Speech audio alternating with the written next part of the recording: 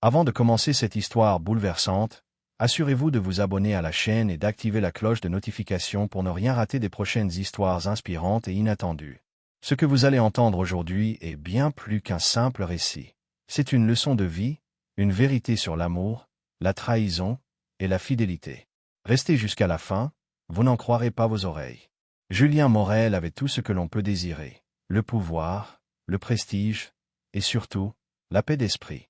Après avoir grandi dans un petit quartier ouvrier de Lyon, il avait gravi chaque échelon de la réussite à la force du poignet. Il n'avait hérité de rien, sauf de la sagesse de son père, un mécanicien qui lui répétait toujours. Le vrai luxe, ce n'est pas ce qu'on possède, c'est ce qu'on partage avec ceux qui nous aiment vraiment. Et justement, Julien croyait avoir trouvé cela avec Élise. Elle était belle comme une actrice de cinéma, élégante, souriante, cultivée, et de 20 ans sa cadette. Il l'avait rencontrée lors d'un gala caritatif à Monaco, où elle s'était présentée comme une journaliste engagée. Elle parlait de justice sociale, de valeurs humaines, de simplicité. Tout ce que Julien admirait. En moins d'un an, il s'était marié. Il l'avait couverte de cadeaux, de voyages exotiques, et lui avait ouvert les portes de son monde doré. Dans les magazines, il faisait rêver. Le couple glamour de l'année titrait un grand hebdo. Mais derrière les sourires des photos, se cachait un silence glacial. Élise n'embrassait plus. Élise ne posait plus de questions. Élise ne le regardait plus. Elle supportait Julien comme on supporte un vieil homme malade. Elle l'écoutait d'une oreille distraite, feignant l'intérêt, mais dès qu'il tournait le dos, elle levait les yeux au ciel. Elle le traitait comme un fardeau, un obstacle à sa liberté. Et quand il partait en voyage, elle ne répondait plus aux appels, ne laissait jamais de message. Mais Julien refusait de voir. Aveuglé par l'amour, il se disait simplement « Elle est jeune, elle a besoin d'espace. Je dois lui faire confiance. » Il pensait qu'avec le temps, elle l'aimerait vraiment. Il ne savait pas qu'elle avait un autre homme. Un homme plus jeune, plus manipulateur, et bien plus dangereux. Maître Lemoine, leur avocat. Un homme que Julien considérait comme un ami. Et à qui il confiait tout. Un soir d'automne, lors d'un dîner organisé dans leur villa de Cannes, Julien reçoit une étrange sensation. Autour de la table, champagne, bougies et rire. Élise rit aussi, mais pas avec lui. Elle rit trop fort à chaque remarque de Maître Lemoine. Elle effleure son bras. Elle chuchote à son oreille. Et surtout, elle semble envoyer des messages en cachette. Julien fait mine de se lever pour aller aux toilettes, mais reste à l'angle du salon. Et là, il la voit, sous la table, les doigts fébriles sur l'écran. Le message qu'elle envoie dit « Il ne voit rien. Tout se passe comme prévu. » Julien sent son cœur se serrer. Mais il ne dit rien. Il sourit. Il retourne s'asseoir. Car à cet instant, il comprend une chose, il est seul dans son propre château. Et il va devoir découvrir jusqu'où va la trahison. Les jours passent, mais Julien ne dort plus. Depuis ce message furtivement envoyé par Élise sous la table, quelque chose s'est brisé en lui. Il continue à faire semblant, mais ses yeux sont désormais ouverts. Il observe. Il écoute. Il note. Le matin, quand il descend pour le petit déjeuner, il entend Élise rire seule dans la cuisine, puis brusquement se taire dès qu'elle le voit apparaître. Ses vêtements changent. Plus courts, plus voyants. Son parfum est plus fort. Sa voix, plus distante. Elle ne partage plus rien avec lui, pas même un regard sincère. Mais ce qui le blesse le plus, c'est l'indifférence. Cette façon qu'elle a de répondre oui, oui quand il lui parle, tout en continuant à scroller son téléphone. Ce regard vide, comme s'il n'était qu'un meuble dans cette villa qu'il a bâtie pierre après pierre. Julien engage alors discrètement un enquêteur privé. Un ancien policier, un homme discret et loyal. Quelques jours plus tard, il reçoit un dossier. Et ce qu'il y découvre le glace. Photos, messages, rendez-vous secrets. Élise et Maître Lemoine. Dans des restaurants, des hôtels, dans sa propre maison pendant ses voyages d'affaires. Pire encore, des enregistrements audio. Dans l'un d'eux, Élise dit à son amant, sur un ton glacial, « Julien est vieux, fatigué. Il va bientôt crever. Tout m'appartiendra. Et après, toi et moi, on partira à Dubaï. On sera enfin libre. » Julien écoute en silence. Le verre qu'il tenait dans sa main tombe au sol, se brise. Mais lui ne bouge pas. Il reste figé. Figé dans la trahison. Il pleut ce soir-là sur Cannes. Une pluie fine, comme si le ciel pleurait avec lui. Julien monte dans son bureau, s'assied devant le grand miroir, et se regarde. Il voit un homme épuisé, mais pas détruit. « Elle croit que je vais mourir, » murmure-t-il. « Non, Je vais vivre. Et je vais voir qui m'aime vraiment. C'est dans ce moment de silence, entre rage et chagrin, que Julien prend la décision qui va tout changer. Il ne veut pas d'une vengeance violente. Il ne veut pas d'un scandale public. Non, il veut tester. Il veut savoir. Jusqu'où peut aller l'hypocrisie? Jusqu'où peut aller la loyauté? Il appelle discrètement son médecin personnel, le seul homme en qui il a une confiance absolue depuis 30 ans. Il lui parle de son idée folle. Son plan. Le médecin hésite, mais accepte. Il sait ce que vaut Julien. Et ce que ce plan pourrait révéler. Le voyage d'affaires prévu à Berlin devient le point de départ. Il est 6h12 du matin. L'avion privé de Julien Morel s'apprête à atterrir à Berlin. À bord, les hôtesses s'affairent, tout semble normal, jusqu'à ce que Julien pose sa main sur sa poitrine, pâlisse brusquement, puis s'effondre. Panique. Cri. Une hôtesse appelle l'urgentiste à bord. Son pouls est faible, sa respiration presque imperceptible. En réalité, tout est minutieusement orchestré. Le médecin qui l'accompagne est complice de ce plan faux. C'est lui qui a injecté un léger sédatif pour ralentir temporairement le rythme cardiaque de Julien. Une fois l'avion au sol, une ambulance spéciale, déjà réservée, l'emmène dans une clinique privée sous un nom d'emprunt. Là-bas, tout est déjà prêt. Faux dossier, fausse identité, fausse chambre. Le verdict tombe officiellement quelques heures plus tard. Julien Morel, homme d'affaires français, est décédé subitement d'un arrêt cardiaque en déplacement à l'étranger. Le monde médiatique s'agite.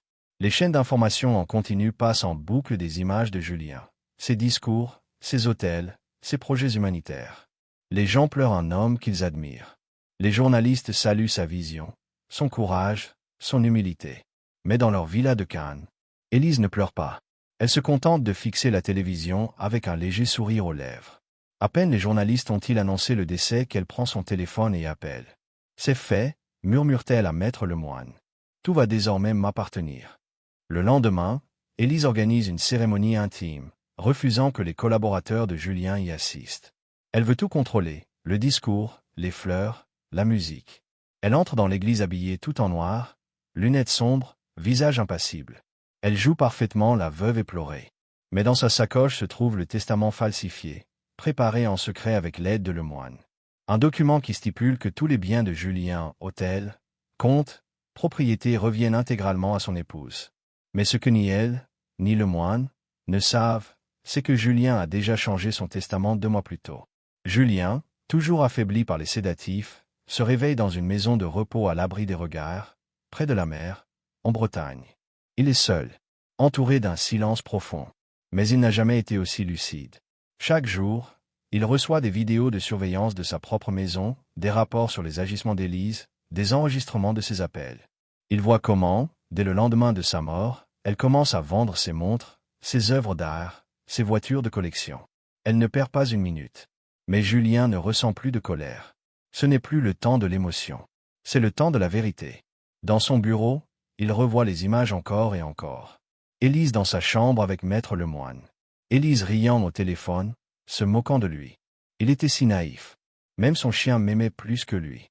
Mais ce qu'elle ignore, c'est que Julien a activé un enregistrement automatique de toutes les caméras de la maison, y compris dans les pièces qu'elle croyait intimes. Parmi les vidéos, un détail retient son attention. Une jeune femme, discrète, attentive, apparaît souvent dans la cuisine, puis dans le jardin. La domestique, Clara. C'est elle qui, après sa mort, a replacé discrètement ses photos, a nettoyé son bureau avec délicatesse. C'est elle qui, un soir, pleure seule dans la cuisine, murmurant « Monsieur Julien ne méritait pas ça ». Julien la regarde. Et pour la première fois depuis longtemps, il ressent quelque chose de pur. Elle n'a rien à gagner. Elle m'a simplement aimé pour ce que j'étais. Julien n'est pas mort. Il est en train de renaître. Mais l'heure viendra bientôt où il devra réapparaître. Et ce jour-là, les masques tomberont. Tous. Il est 3 heures du matin. Le vent souffle fort sur les falaises bretonnes. Julien est assis face à la mer, dans sa vieille maison de pierre. Il tient un carnet dans ses mains. Un stylo noir. Ce soir, il ne dort pas. Il trace les lignes de son retour, lentement, méthodiquement, comme un chef d'orchestre écrivant sa dernière symphonie. Il me croit mort, alors je vais renaître. Et je ne crierai pas. Je ne frapperai pas. Je vais simplement leur enlever ce qu'ils convoitent le plus, mon silence. Julien n'est pas un homme impulsif. Il est stratège. Fin observateur. Il sait que s'il revient brutalement, Élise trouvera un moyen de se justifier, de pleurer devant les caméras, de manipuler l'opinion. Alors il décide d'agir dans l'ombre. Il commence par reprendre le contrôle de ses sociétés, une à une. Grâce à son fidèle ami et associé Marc, resté loyal, il entre à nouveau dans le système, sous un pseudonyme, via une société écran. Il place ses pions, modifie des contrats, coupe certaines signatures, sécurise des comptes offshore. 3 semaines après sa mort, Élise reçoit un premier choc. Le notaire l'informe que le testament officiel ne lui laisse rien, si ce n'est l'usage temporaire de la villa. Elle hurle. Menace de procès. Contacte Maître Lemoine, qui tombe des nues. Tout ce qu'ils avaient prévu s'écroule. Quelques jours plus tard, elle reçoit un colis. Anonyme. Une simple enveloppe noire. À l'intérieur, une clé USB. Et un mot. Tu crois connaître la fin. Mais ce n'est que le début. Sur la clé, des vidéos. Des enregistrements de ses conversations avec Lemoine. Des preuves de leur trahison. Des images prises dans la maison. Élise devient livide. C'est impossible. Il est mort. Julien contacte un ancien ami juge, à la retraite. Un homme droit, discret, que Julien a aidé dans le passé. Il lui confie les preuves. Pas pour qu'il lance une procédure officielle tout de suite. Non, juste pour préparer le terrain et faire comprendre à Élise que tout peut basculer. Un enquêteur vient alors discrètement interroger le notaire, puis un employé de la villa. Le bruit se répand. Élise commence à sentir l'étau se refermer. Julien envoie un message anonyme à Clara. Une simple note, déposée dans la boîte aux lettres du personnel.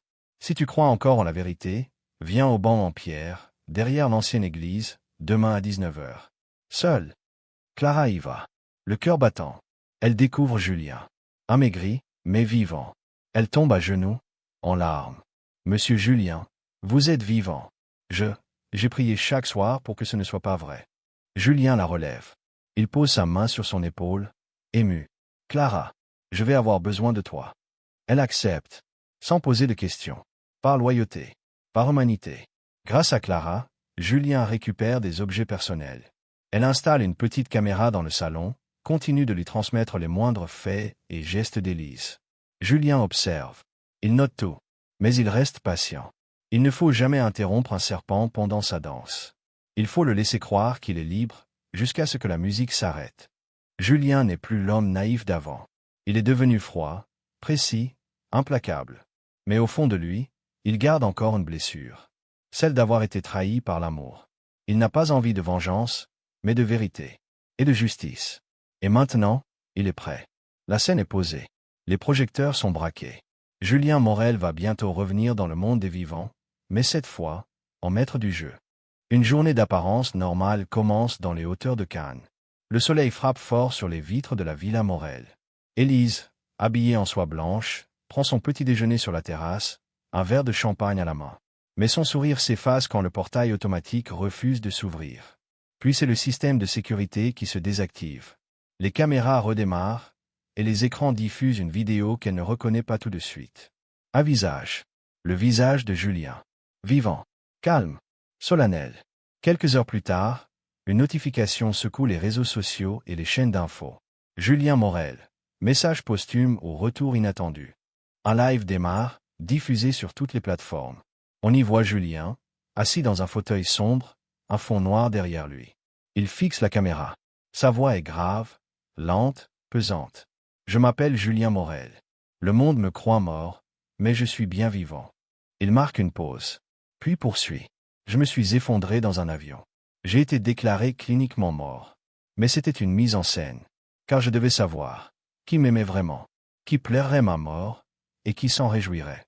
Julien dévoile ensuite les enregistrements d'Élise. Sa voix, moqueuse. Ses gestes tendres envers Lemoine.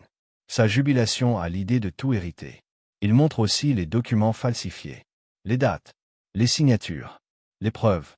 Je vous ai aimé, Élise. J'ai voulu vous offrir le monde. Et en échange, vous m'avez vendu pour un testament. Vous et cet avocat sans honneur, Maître Lemoine. Silence. Il ajoute, regardant droit la caméra. Mais je ne vous détruirai pas. Vous l'avez déjà fait vous-même. Moi, je vais simplement reprendre ce qui m'appartient. Le pays est en état de choc. Les journaux s'emballent. Le retour du mort, Julien Morel refait surface. Manipulation, trahison, héritage, le scandale qui secoue la haute société. La femme fatale démasquée. Sur les réseaux sociaux, Élise est humiliée publiquement. Des milliers de commentaires dénoncent son hypocrisie, son avidité, son théâtre de veuve éplorée. Quant à Maître Lemoine, le barreau lance une enquête immédiate. Quelques jours plus tard, Julien donne une conférence de presse dans l'un de ses hôtels à Paris. Il entre, vêtu d'un costume noir, plus sobre que jamais. Son visage est marqué par les épreuves, mais son regard est clair. Résolu. Je ne veux pas de vengeance. Mais je veux que la vérité soit dite. J'ai simulé ma mort pour dévoiler la leur. Pas leur mort physique, mais leur mort morale. Dans la salle, discrète au fond, Clara regarde Julien avec émotion. Elle, seule, savait. Elle, seule, a été loyale. Julien lui rend un bref regard. Silencieux. Reconnaissant. Il termine son discours. Parfois, il faut mourir aux yeux des autres, pour renaître aux siens. L'homme que tous croyaient enterré vient de revenir à la vie.